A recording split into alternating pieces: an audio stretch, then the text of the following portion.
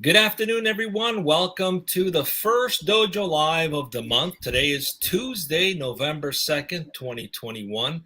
I'm Tulio Siragusa, broadcasting from Southern California. And joining me today are Carlos Ponce in Cuernavaca, Mexico, and Kim Lantis in Hermosillo, Mexico. And we have our guest, Matt Britton, who's the CEO of Suzy from Brooklyn, New York. Brooklyn's in the house. You know it. Thanks for having me. All right. Only an ex-New Yorker can get away with saying things like that. So it's good to have you with us, and welcome back, everybody. Today, we're going to be talking about consumer insights and market research and everything that goes behind that. But before we get into the topic of conversation and introduce the topic of conversation, let's get to know our guest a little bit. Matt, please tell us a little bit about yourself.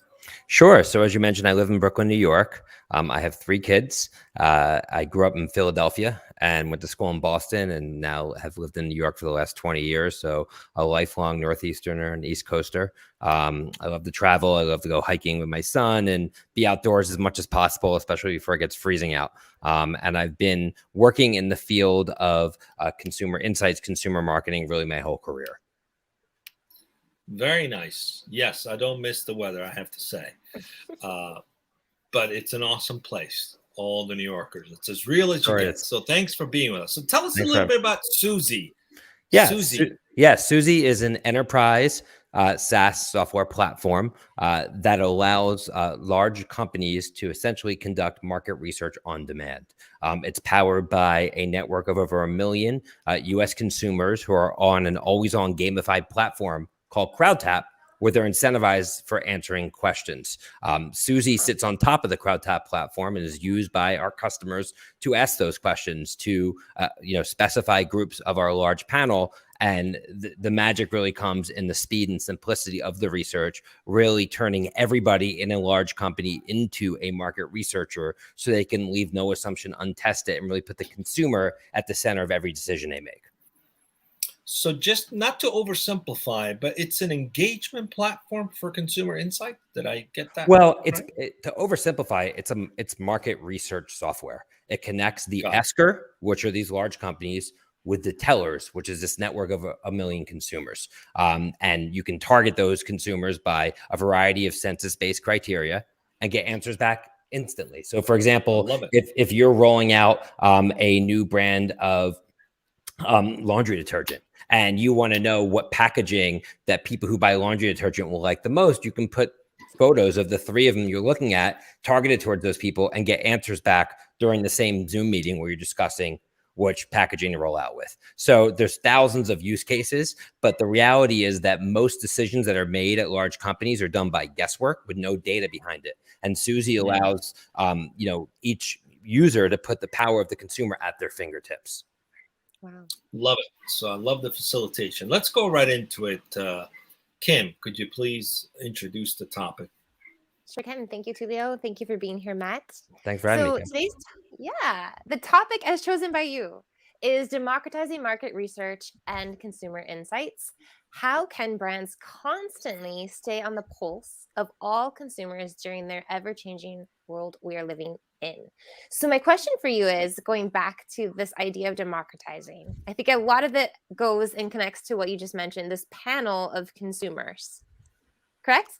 So yeah, but when we say democratizing, what we really mean by that is democratizing within large companies, because the function of market research within large organizations has often been closely held by a core consumer insights group.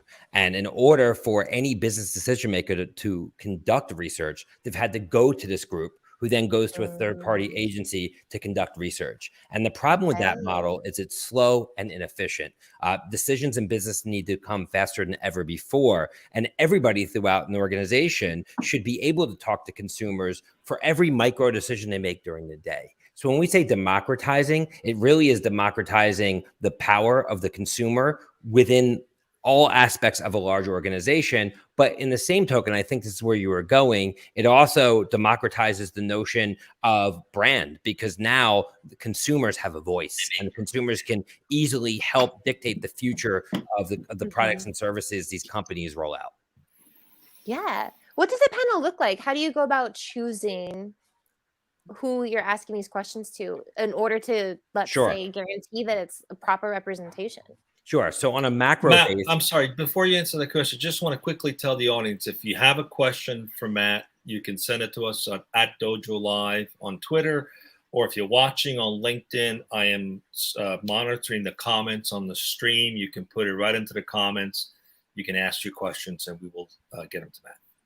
Thanks. Sorry for the interruption. Go No worries. On a macro basis, we census weight the panel across census-based criteria, including geography, income, gender, ethnicity, et cetera, to make sure that we have a statistically significant sample size. However, our customers are able to target by any type of targeting criteria they like, and they can even create their own custom segmentation. So for example, if you're working for an airline, you can target people who have flown your airline before, or maybe flown a competitor's airline, and create custom segments, and even measure how people answer across your competitive set or your own customer set. So it's really limitless in terms of the ability to target who you're getting the feedback from. Wow. So kind of know who your key persona, your ideal client is, and you can gear toward those people. Yes. Amazing. Correct. Cool. So Matt, go ahead, Carlos. You have a question? Just one simple thing, and I'm looking at your website, and I'm just curious because you talk about verified consumers. How do you verify a consumer? So we have a sort of patented process that we've rolled out where if you are a user and you sign, CrowdTap is our consumer app. That's where you sign up to answer the questions. You actually, when you first sign up, aren't answering questions on behalf of our customers. You're essentially responding to a test that we're giving you internally to make sure you are who you say you are, and you're going to be a well-intentioned, good actor. That you're not a bot, that you're not going to respond with poor answers. Once you've gone through that test, and you don't really know as a user when the test ends and the real customer questions begin, but we know you're verified, and then you start seeing questions on behalf of our customers. So, Matt, I want to unpack this a little bit. So historically, market research, you've got companies that would do surveys, whether they were on the phone or by mail or online. And to be honest, most of it was not very proactive, right? It's reactive, answering after the fact to validate whether they made the right decision. Exactly. So you're making decisions that are not data driven, and then you're trying to use data to validate those decisions. Unfortunately, sometimes it pans out, sometimes it doesn't. Most of the time, it doesn't. So it's a very expensive proposition to do it the old way and slow. But companies didn't have much of a choice. That was what available, better than nothing, right? That's right. So now let's talk about a little bit of the use cases for this. This sounds proactive, ongoing. I heard a little bit of R&D can use this to validate the packaging or the color or the lettering or the wording, etc. What are some of the key use cases where this is being used right now very effectively? I'm glad you asked that. So Suzy is really being used across the entire product innovation pipeline. So everything from the innovation function. So they're thinking about what new product should we roll out? What's the next new product or service going to drive growth for our business? To what do we call this product? How much should we charge for it? What should the packaging look like? What word should we use? To what should the distribution strategy be? So we're testing, how this would sell in a major big box retailer like Walmart, and even testing merchandising displays and things of that nature. To testing the advertising to promote the product, to testing feedback from existing customers and customer experience. So you look through the entire, stage gate or funnel of pushing a new product out, and the consumer needs to be at the center of every decision that happens, because that can be the difference between pushing out a product that completely flops or a product that, drives massive growth for a company. Most companies traditionally have made many decisions throughout that process just by guesswork, or by myopic thinking, or what they've seen or what they've read, and not really talking to the consumers who are ultimately going to be buying the product. So we just want to make sure that the consumer is there every step of the way. I find this really interesting. And I understand, Matt, that you're also, an expert on the millennial generation that's having obviously a really big impact on what goods are being produced and what's being purchased right now. And a trend that I see amongst my peers and generations, it's really big right now, is this idea of two things: minimalism and also sustainability. Yeah. Right? Which kind of obviously go to head go head to head with this idea of consumer goods and products. But well, not always. It doesn't always Yeah. fly in the face of that. But yes, it's a hugely relevant topic. Because what I see what Susie's able to do is, in some ways, less can be more. Allowing companies to produce what's actually beneficial, what's actually going to sell. And in some ways, this sort of, I don't know, paradox of we can produce goods and still combat things like pollution or encourage minimalism or whatever it might be. Is that where Absolutely. you could go? I mean, market research can do a lot of things, and it's as much as what it tells you what to produce as it tells you what not to produce. And a lot of waste is driven in companies putting things out there where there's no demand, and that that ultimately you can create products that consumers want to buy and focus on sustainability as a core operating principle by just being much more precise in terms of building things and products and services that consumers actually want. So, I think it all plays hand in hand. And I'm glad you brought up millennials, because what people don't understand about millennials and why millennials are a different generation is millennials were the first generation that grew up with the internet in the household. And then you look at Gen Z. Gen Z is the first generation that grew up with the mobile phone in the household. And there you go. So those two generations, they have no interest in, first of all, long form surveys. Back in the day, it was mentioned earlier about filling out these 30-question surveys. Since they grew up in the age of the internet, they're about instant gratification, and they're not about sitting around forever and just talking about one topic. They want to communicate with brands the same way you and I communicate, where you're going to ask me a couple questions about the restaurant I went last night, and then we're going to move on. You're not going to ask me 30 questions about the restaurant I went to last night, maybe 3. And then maybe later you ask me a follow-up question. And that's how we like to interact with consumers. We like to solicit feedback from consumers in the way they like to give it. And that's being much more progressive, being mobile focused, being very short form, being very gamified in our approach. And that's why we have such a rampant base of users that love logging on every single day and giving our customers the needed feedback. So, Matt, earlier I heard a little bit of what's very common in design thinking, which is this idea of identifying the persona's journey, but also you talked about the experience journey. How do you guys set up clients to succeed with the platform? Do you assist them with setting up the problem statement that they're trying to resolve through this research? How does that work? I'm so glad you asked that. So online market research, although it's kind of like a no-brainer, is still very much a nascent tactic within organizations. Many of these organizations that have been around for decades traditionally have outsourced their market research to agencies. And when new software products, and there's some brilliant, new market research software products that came out 10 to 15 years ago, 2 of which being Qualtrics, which has since been acquired by SAP and then spun out and recently went IP on their own, and a company called SurveyMonkey, which recently was acquired last week. Both those companies had the benefit of first mover advantage. They were the first online market research tools. However, what they didn't really focus on is helping these large enterprises through the digital transformation of understanding actually how to use these tools. And that's everything from how to ask the questions, to how to visualize the data, to how to extract insights from the data, which, are the basis for your decision making.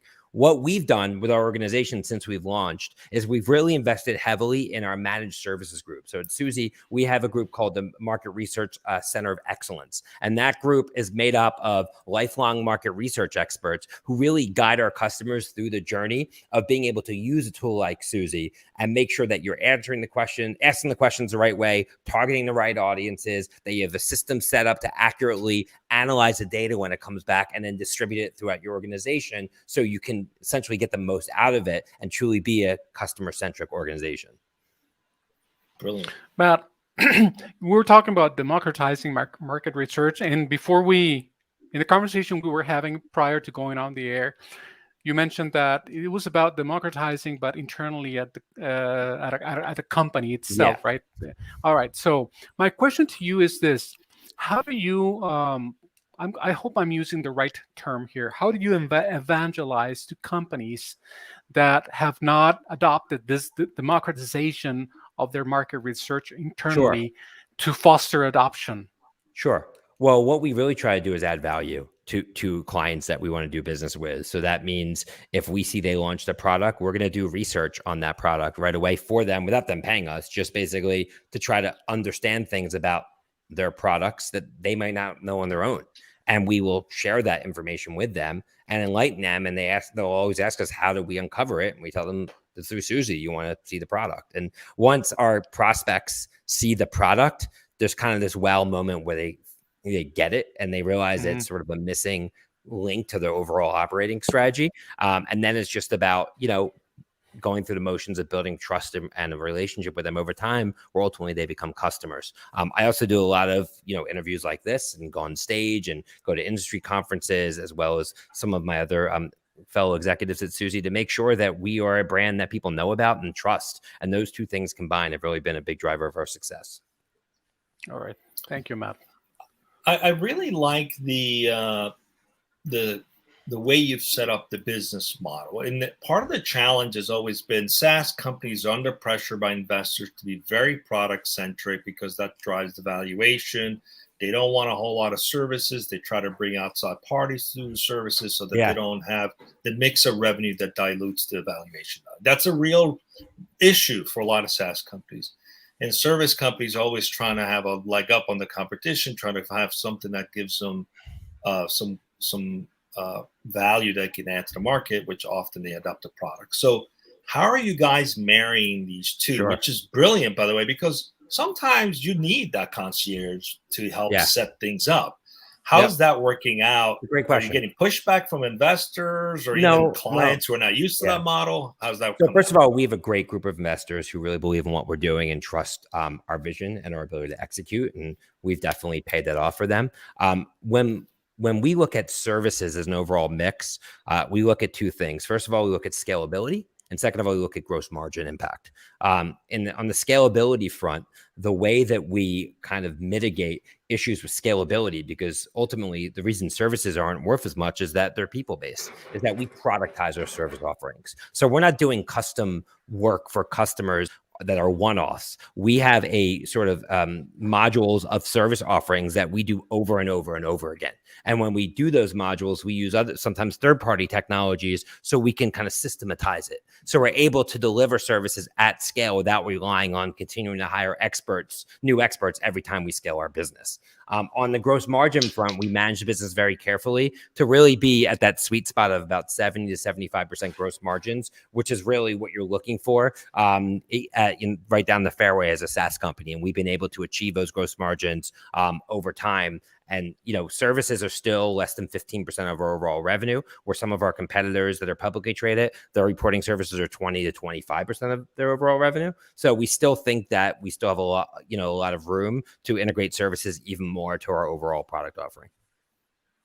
Really? Sounds like you've productized the service part too. Yep. I think you have to do that as a software company. Otherwise, you're an agency and you're just a tech-enabled service. And that can be seductive at the beginning, but over time, it can really hurt you as you try to scale. It'll bite you later. Yep, sure will. Good. Your service, your product, you've got that streamlined.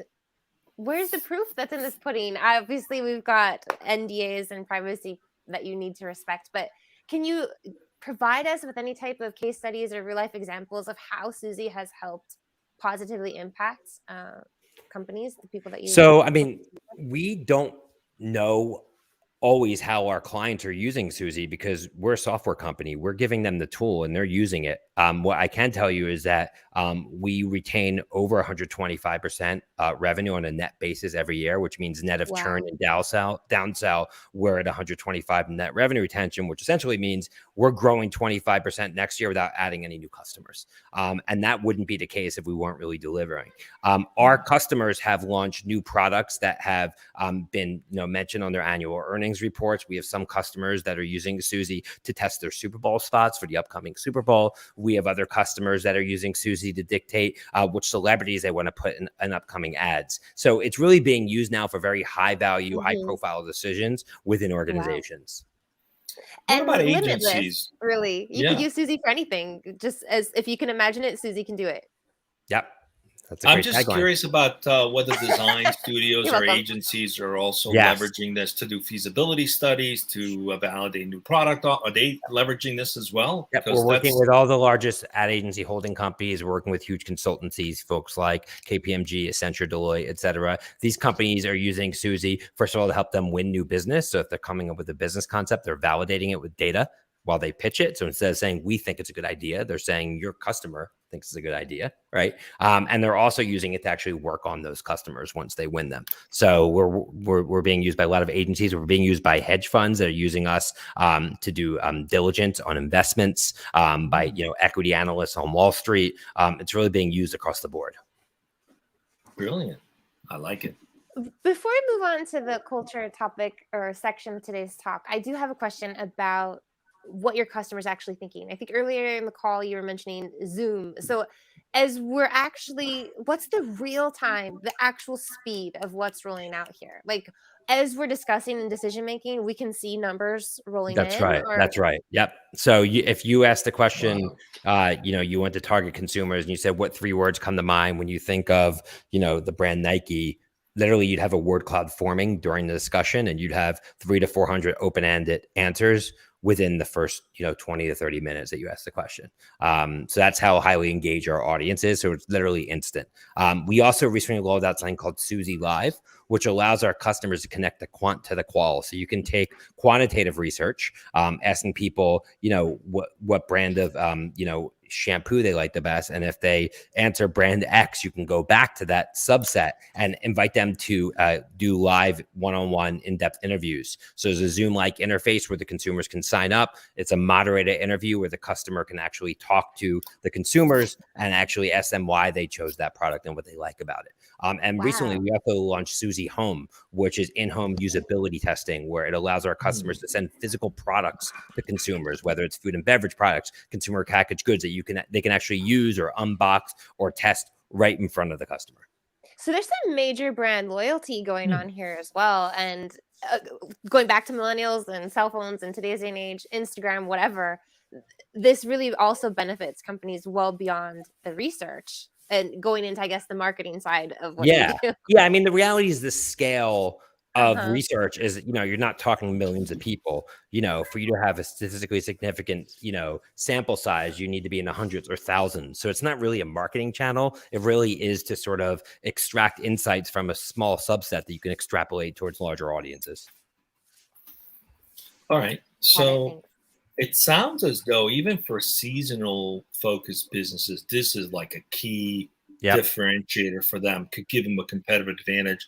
You have the holidays coming up. Everybody's trying to think, what should we put on the shelf? Why should we put those products? Although right now, all those decisions. How do we price them? Right? What? Right now, all the holiday decisions have obviously already been made. But our customers are planning for next holiday season. But I understand your point, and I agree with it. Got it. Okay, but you can plan those kinds of things. Yep, absolutely. Go ahead, Carlos. Yeah. Excuse me, Matt, we are approaching the final segment of today's show, and I wouldn't want to end it without asking you specifically. Let's move on to Suzy specifically as a company. We might have people out there watching the show who, I don't know, who could be engineers or UX designers or whatever, and they might want to come work for you at some point. So what would you say to these people in regards to what makes Suzy a great company to work for?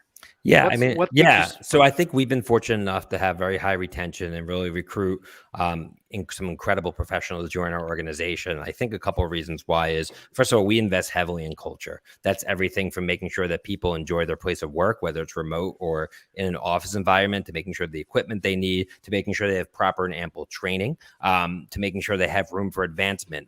We don't really believe in tenure as a limiting factor for advancement in our company, meaning we've taken people in their 20s and we promoted them to levels that they normally wouldn't have at other companies unless they were there for 10, 15, 20 years.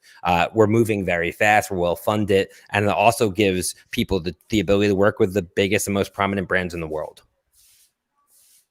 Do you happen to use Suzy internally?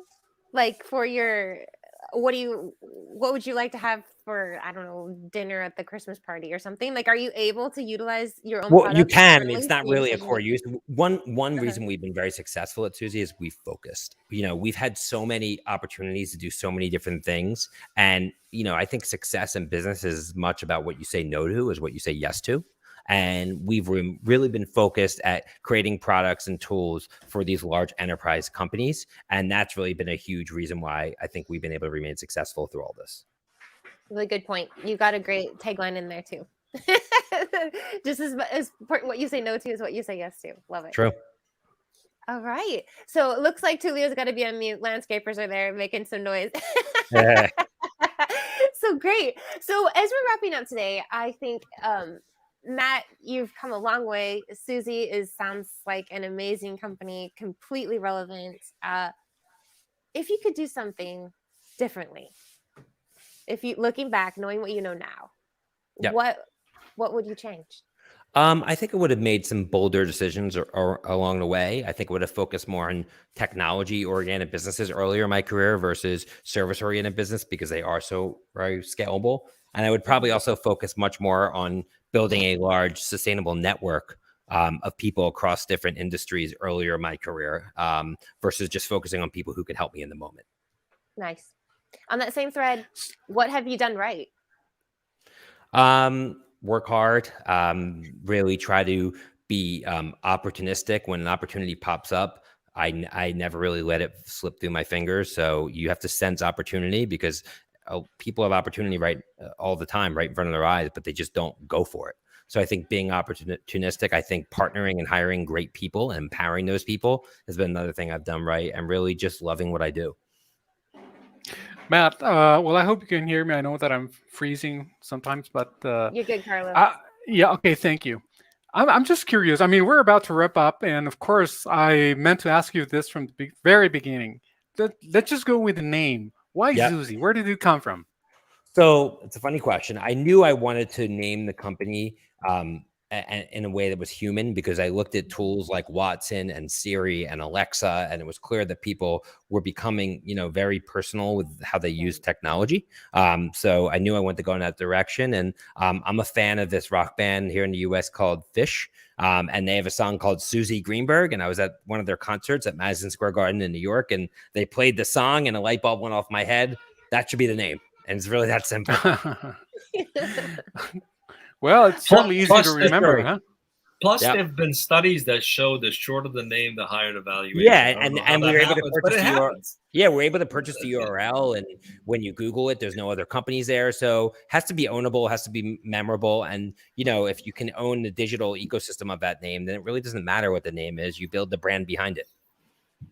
All right, so we're almost up on time, Matt. I have one final question, and that is, within the political landscape, are there folks using this to better understand what actually matters to people? That is one area that we steer clear of. We do not get involved. We do not get involved. And one main reason why is that although they could use this and actually get closer to understanding what people really want. Yeah. But so we're a subscription business. We charge annual licenses. So, political campaigns usually are just one and done. So it doesn't really fit into our business model either. Got it. Excellent. Well, it's one been observation great to have as you. we Go log ahead, out. Kim. As a millennial, I don't know if anybody watching this can relate, but this was this huge thing when we were kids. We would make that simple S smile. Like you do the 3 lines and then you connect it and you cross over. And that completely looks like the S of Suzy's logo. It resonates with me. I'll have to show you an image. I'll put it up. I'll post it on LinkedIn, Dojo Live. Completely millennial S, I have to tell you. It's great. Yeah, very cool. It's very cool. Well, congratulations, Matt. Sounds like you guys are off to the races with some really amazing offering that every brand really needs. So we wish you a lot of success and luck. Stay with us as we go off the air in just a minute. Carlos, what do we got coming up for the rest of the week? 2 more shows, Tulio. Tomorrow, Chris Berg, the CEO and head chef, not chief, but chef of Data Kitchen, The topic is deliver better analytics faster with data ops. And then on Thursday, we'll be speaking with Mark Ruddock, the CEO of Nula.